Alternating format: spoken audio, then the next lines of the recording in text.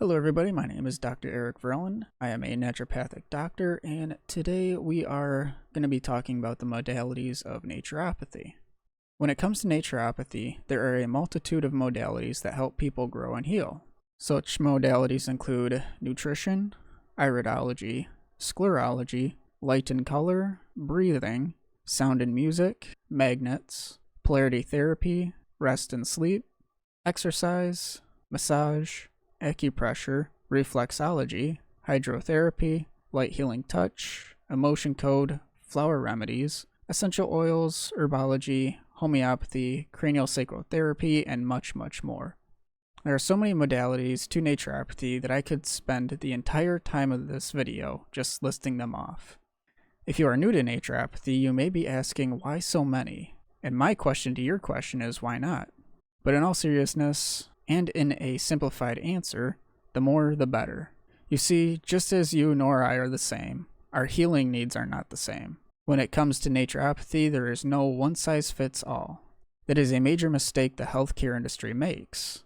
They have all of these one-size-fits-all solutions that don't target the root cause of the issue. And don't get me wrong, I have seen the one-size-fits-all mistake with the natural health professionals as well.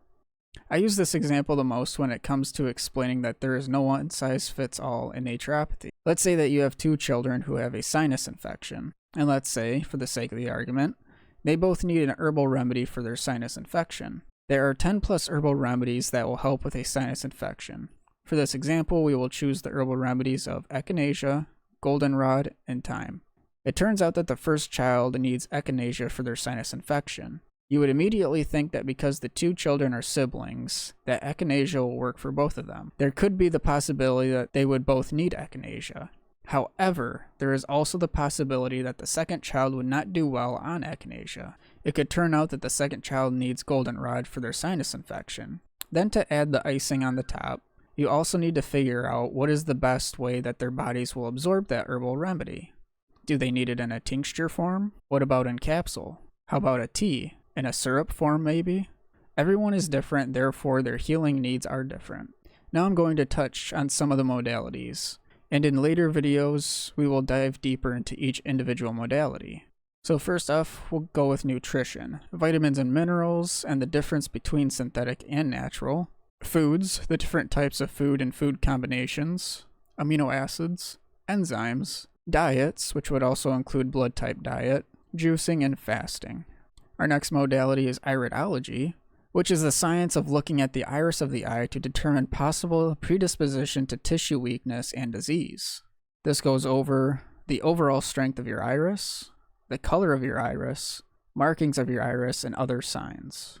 Then we get sclerology, which is the science of looking at the red marks of the sclera and the conjunctiva to determine possible predisposition to tissue weakness and disease. And then we have herbology, being able to identify herbs in the wild, learning the chemical constituents and medicinal use for each herb, knowing how to safely handle, harvest, and use herbs, and knowing how to make herbal medicine. Then we have homeopathy, understanding how homeopathic remedies work with the body, and understanding the laws of similars to properly use a remedy. Then we have essential oils, knowing how essential oils are made, knowing how essential oils work, knowing the different benefits of each essential oil, and knowing how essential oils are used and applied. Then we have flower remedies, learning how flowers have the ability to help people and release stuck or trapped emotions. We have the emotion code. This is a therapy that can help people with trapped emotions, either trapped emotions of their own or trapped emotions that are passed down. We have reflexology. Reflexology is a science that deals with energy pathways that correspond to all the glands, organs, and parts of the body. It is a unique method of using the thumb and fingers to reflex these areas in both the feet and hands. Reflexology allows the body to come into homeostasis or balance, relieve tension, improve circulation and blood supply to the central nervous system, enhances the ability of nutrition to enter the cells and the ability of waste to leave the cells, and increases the flow of oxygen throughout the body. We have craniosacral therapy. Craniosacral therapy is a light touch therapy that works with the tissue around the sacrum, along the spine, and around the bones of the cranium. Craniosacral therapy assists the body in release of overall tension, improved nerve flow, and optimal production and reabsorption of cerebrospinal fluid. This aids the body in maintaining homeostasis. We then have polarity therapy. Polarity therapy is a way of working with the fundamental energies of life. It is a way of bringing these energy currents to a state of balance and removing obstructions to allow them to flow freely throughout the human energy field. Establishing the state of flowing balance enables the life energies to bring about whatever healing needs to be done. This is just but a small bit of all the modalities available to help bring around health and promote healing. Not everyone needs the same modality for the same health issue. It is dependent on what that person needs at that time.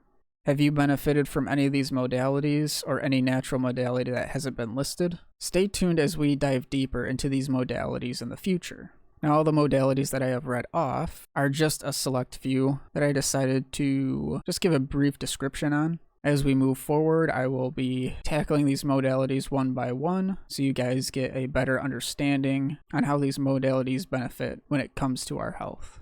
So very short video. I hope you guys enjoyed it, and as always, stay healthy everyone.